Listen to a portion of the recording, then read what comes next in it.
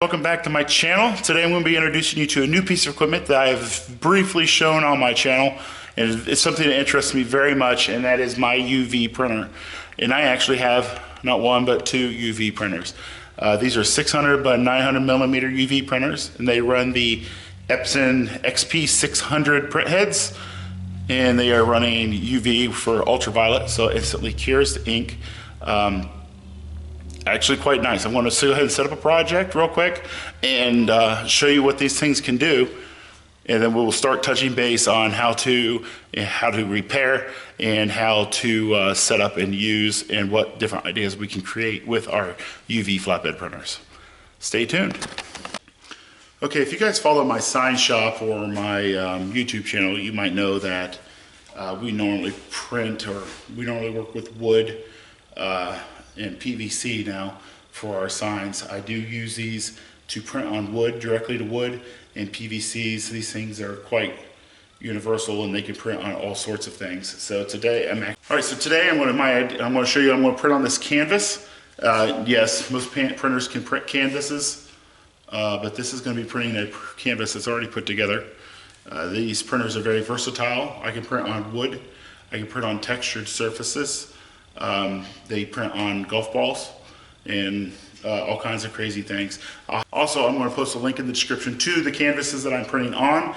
You don't need anything special. I just found a really good price on these and I thought I should share it. So check that. Okay, so I have on my bed, I've mounted a piece of wood to it and then I layered masking tape on it. So I was able to print lines on my bed. As you can see, it's very dirty. So to print lines in my bed to show me origins of where to print and what to print things. And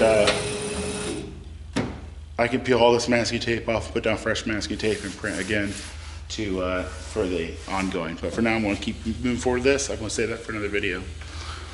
So we have this canvas. I'm going to hook it up to my homing position here, which you can't see. I'm going to set it straight up to my home position here.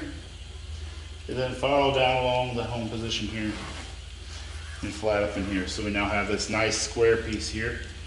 We're going to drive it in, push a couple buttons, and actually you bring this down. Okay, I'm going to drive it in more. This one has an infrared sensor, automatically senses how far away this actually needs to be. But I have learned not to trust that sensor and only to use that sensor as a gauge. So I'm actually going to drop this down a little bit, and then I'm going to bring my head out. And I'll bring the carriage or the print heads out over top of this, and I'll gauge by looking down here and seeing how far away it is. It needs to be within 5 millimeters, but not touching.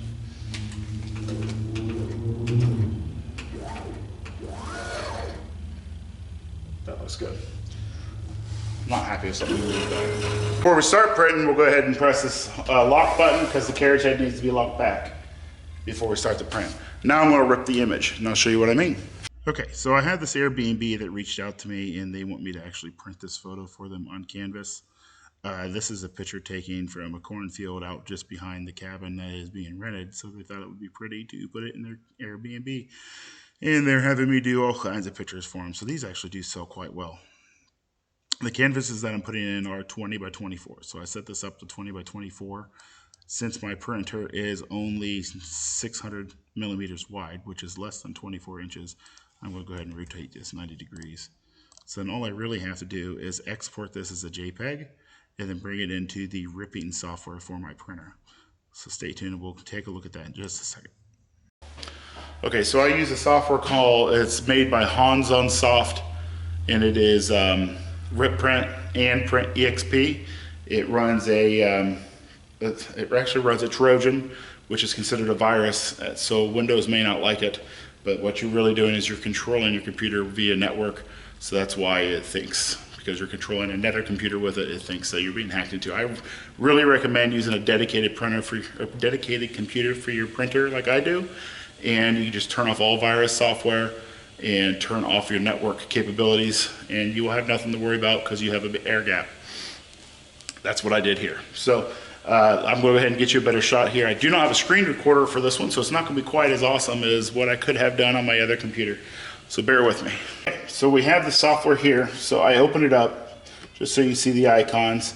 I have Rip Print here and Print EXP 64-bit here. So I'm going to open up, actually I'll introduce you to Print EXP just a little bit. This is actually your interface, and this is what controls the printer. So I can actually move the head on the printer left and right, move the table, reset. We can clean the print heads, and I can control the printer from the software. I'll get more in depth in this in another tutorial. This is, oh shit, I shouldn't open it, it's already open. This is Rip Print. This is our software we use to rip. So you can see this was the previous sign that I would have printed, or the previous job that I would have printed. So I'll go ahead and get rid of this. And we want to bring in, there it is. Okay, so I'm bringing in the JPEG right now. So we'll wait for this to be done processing. It's a large file, so it might take a second. Okay, say okay. This is the image I was working on, and I showed you guys over there. Okay, now we have the option to print white ink. We could print white ink behind this. If you have a third print head, you could put clear ink over it, which just makes it shiny. I'm going to choose, since I'm printing white on a white canvas, I need no white ink. We can go to print. I'm going to choose to print on 8-pass, which is the fastest this machine can print.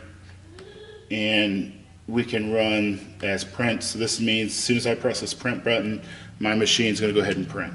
If I did print, not print, just save PRN, it saves a file that you can print over and over and over and over again. But I'm only printing this once, so I don't need to save a file because they're very big. And we just do this. Then I click print. But before I click print, I'm gonna go ahead and move you so you can get a better shot of the printer. Okay, so we'll go ahead and hit print now, and you can watch this thing unfold. I'm gonna raise the camera up, it looks like I should, so you can get a better shot and you can see just how this thing works. Excuse me. You can see just how this thing works, and I'll leave it open. I'm gonna go ahead and show the first few passes back and forth at true speed, then I will speed this up and tell you how long it actually took to print this 20 by 24 inch photo. All right, thank you.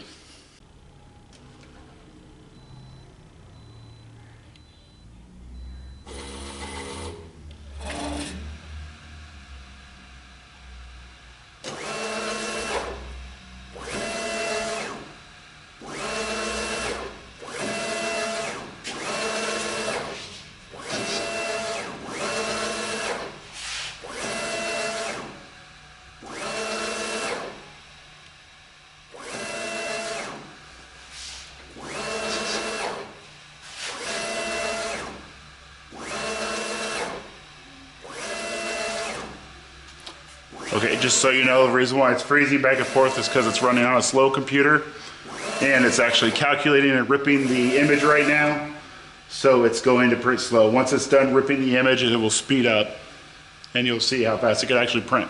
So if we save the image, if I save the image and then click print, this wouldn't happen like this.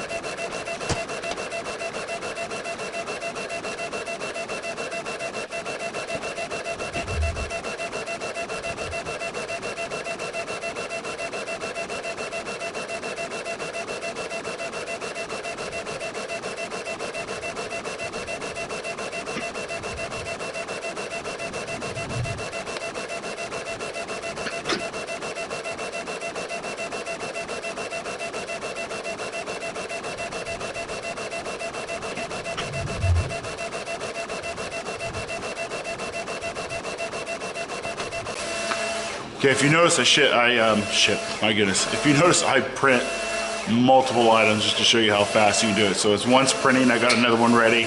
And while that one's printing, I got another one ready. And I have 2 printers, so I actually have enough time to keep them both going, just like that on the printer. I know what these sell for. You can look it up and do your own math, how much money you might be able to make with a machine like this. But take a look. Keep in mind, this is on our fastest draft. Hey, it's finished. On the fastest draft that these printers can do. So I'll take you over to the ones that I printed. It's the very first one we did here. Look at a UFO. That's actually in the photo. I don't know if it's a frisbee or what, but that's not a print error. Get down close so you can see close. Ah, brace on. Got a cow. This was a crappy photo to begin with. This is the Adena Mansion in Chillicothe, Ohio. This is the double bathtub in Hocking Hills, Ohio. If you don't know, we are right next to Hocking Hills, Ohio. You come to my store when you come visit Hocking Hills, see the doubles bathtub. That'd be sweet. And then these pictures complete the order. I printed these the other day. We got Ash Cave in Hocking Hills, Circleville Pumpkin Show. This is Slate Run Farm Horses, and Tar Hollow State Park. So as you can see, if you don't believe me, these things actually sell for the larger ones. I think you can get $50 to $100 for a larger one on a 20 by 24 canvas. If you don't believe me, go to snapfish.com. I'm not affiliated there. Look up their canvases. Very expensive for a custom canvas. You can check us on Etsy, and you can check us out footstepsinthepast.com if you want to see a work and proof of these items. So that's it. That's the UV printer. I just wanted to give you a quick tutorial on it, and I'm going to show you more things that can be printed and how versatile and great, and I really think you want a UV printer for your shop. So I'm Jay. This is my to-do list. Thanks for stopping.